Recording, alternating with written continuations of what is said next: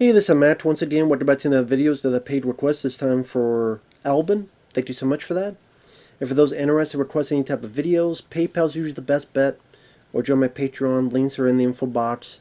It'll be pretty much any type of video, topic, reaction, commentary, re-review, review, video game let's try, video game playthrough, whatever the case. PayPal's usually the best bet. I also do have a Patreon and a CashApp. Some people have asked me about that. If so, thank you. I will get to it as soon as I can. If not, no worries. Thanks for watching, regardless.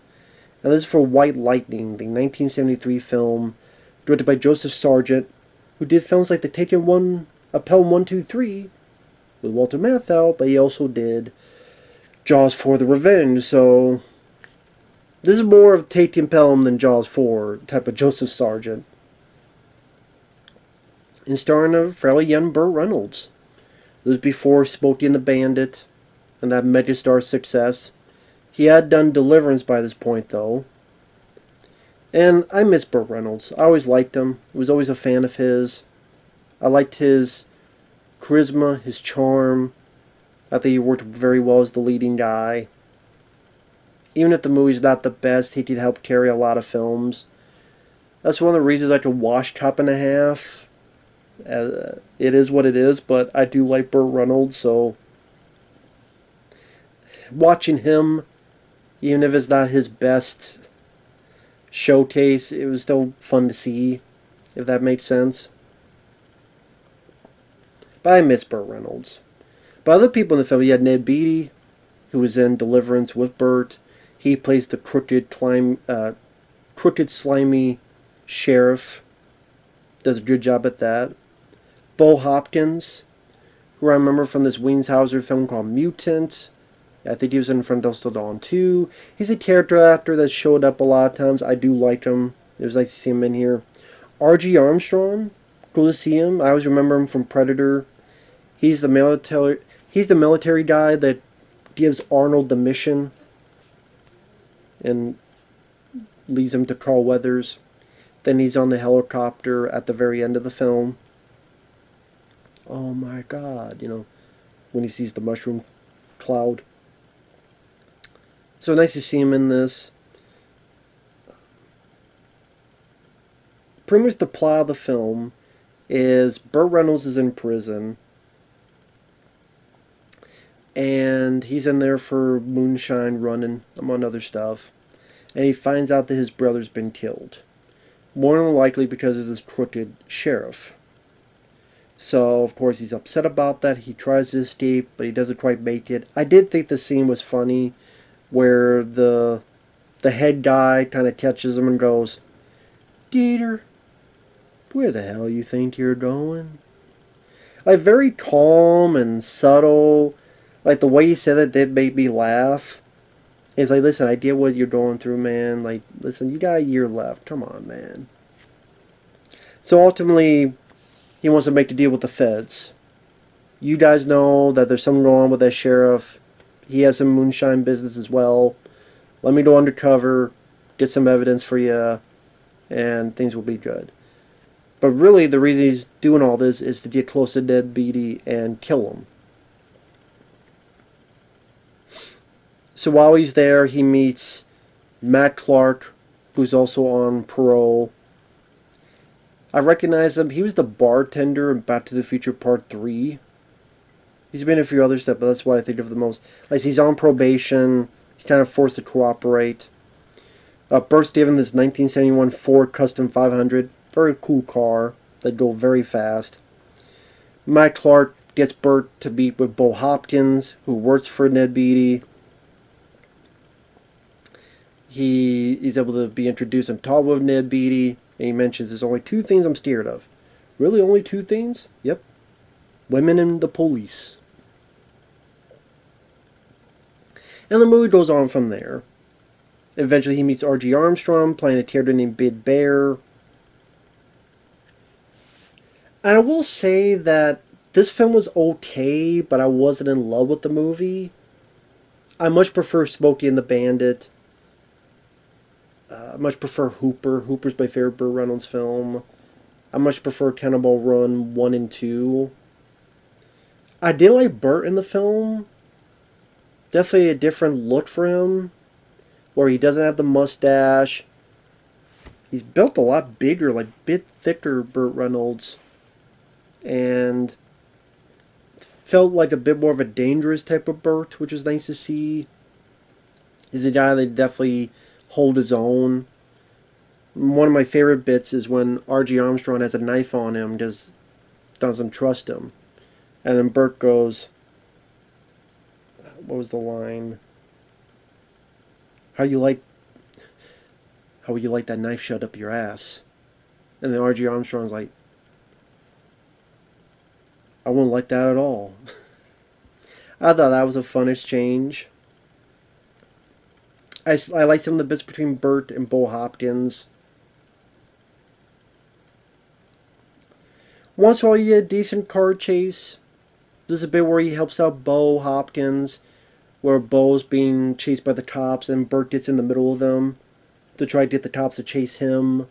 And like they're going through town, and he's going through this site with all the tight corners. He's able to work to see if the cops hit something and stuff falls on them.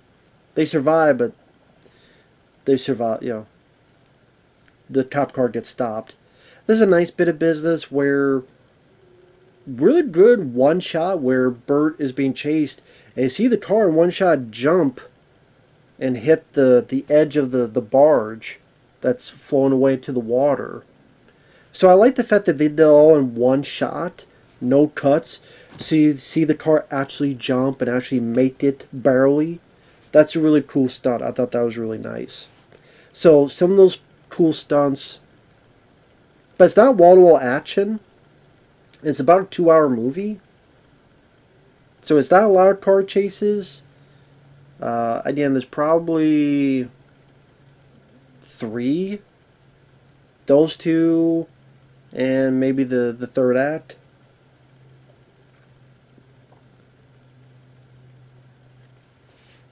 I think what it is especially in the middle, it feels like meanders.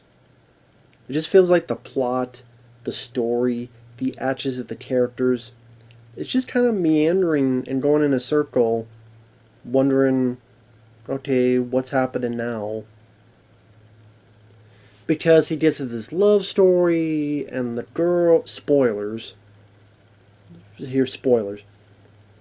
The girl is with Bo Hopkins, but then Burt likes her, and then Burt's kind of stealing the girl away from Bo Hopkins, and Bo Hopkins don't like that, so they get into a little fight, but a cop comes by, so they stop it, and some lovey-dovey stuff between him and the girl, and I just didn't find a lot of that interesting.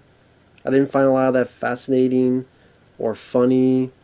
I'm just kind of going, like, where is this all going? Like, it just felt like the plot meandered. And like I said, there wasn't a whole lot of action. There was a lot of fisticuffs.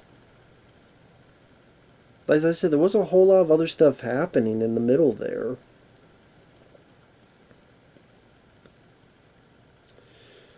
Until you get to the Matt Clark character gets killed. They capture Burt because they realize what he's up to. I did like the scene where he's like pretending to be drunk. As I talking to R.G. Armstrong and this other crooked cop's like, hey, that girl there? Yeah, she has a crazy tattoo. The American flag and eagles fighting each other, and why you take a look? Like acting all drunk and silly.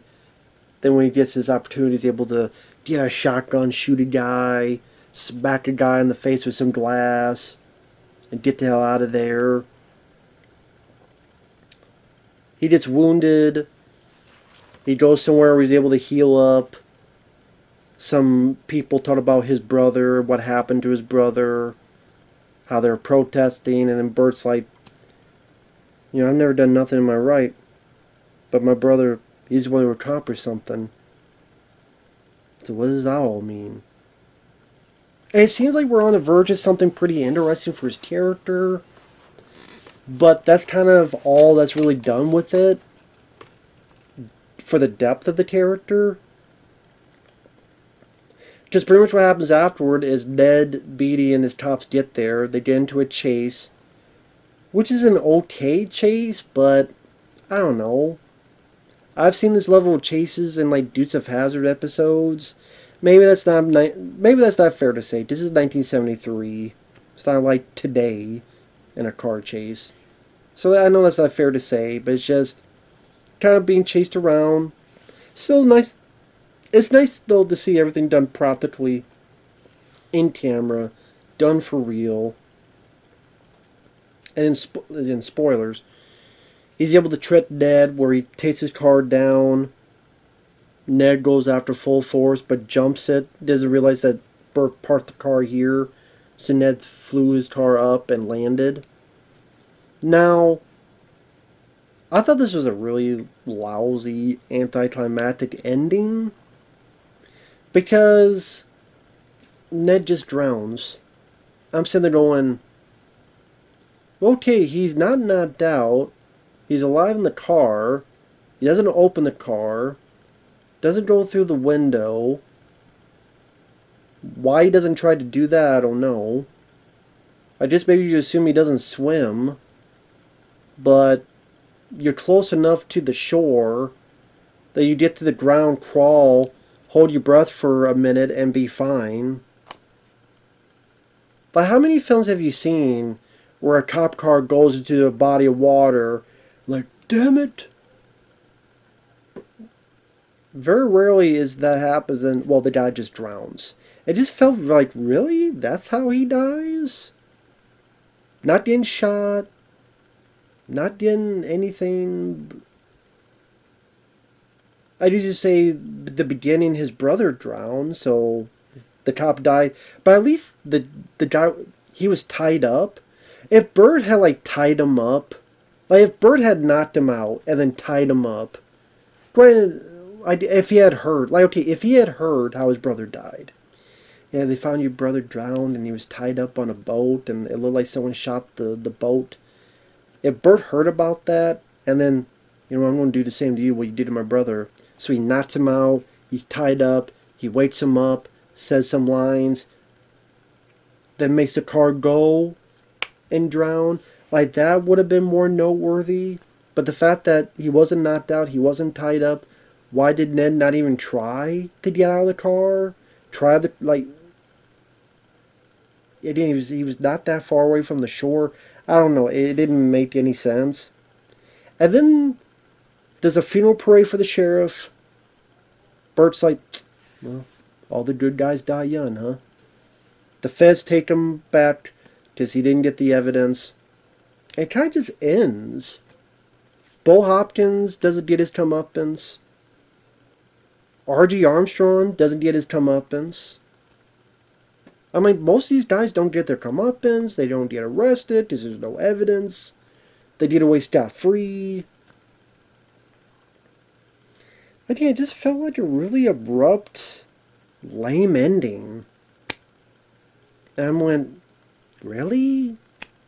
I know there's a sequel called Gator, which I've never seen, that Burt Reynolds directed. I think 3 or so years later, which I think would have been still before Smokey and the Bandit. I'll be honest, it made me just want to watch Smokey and the Bandit again and Hooper, those are two of my favorite Burt films. I did like Sharky's Machine. City Heat I wasn't a fan of. I would say I like this more than City Heat. I don't hate the film. I like Burt Reynolds. I like his demeanor. I like this kind of tough anti-hero character he plays. The few car bits in it was enjoyable to see. You really get the speed of the car. It was nice to see people like Bo Hopkins and R.G. Armstrong in there in the supporting cast. Ned Beatty, he does a good job playing a villain, a slimy sheriff. He doesn't get a whole lot of scenes to really get to the meat of the matter or really showcase how evil he could be. So I wish he had a few more scenes to really dive into how awful this character is. Like, to have Ned a bit more to play with dialogue-wise, but what he does, he does a good job.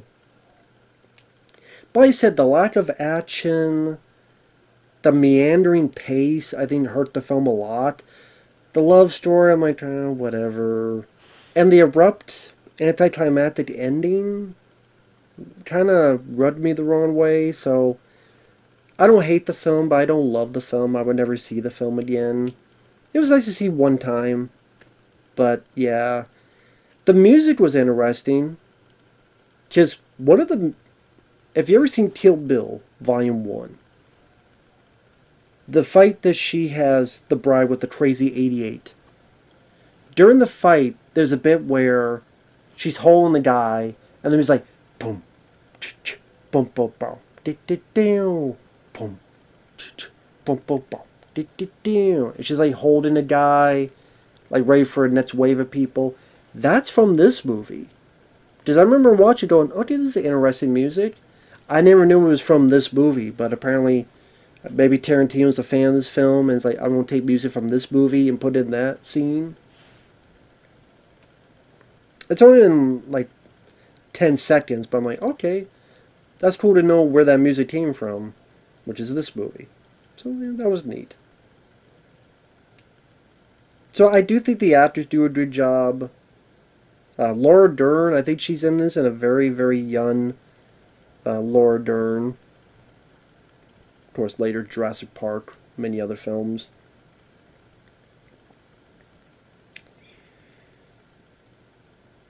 But yeah, not a bad film. It was worth one watch. Just not something I would watch again. But with that said, thanks for watching. Take care. And we'll see you guys later. Bye-bye for now.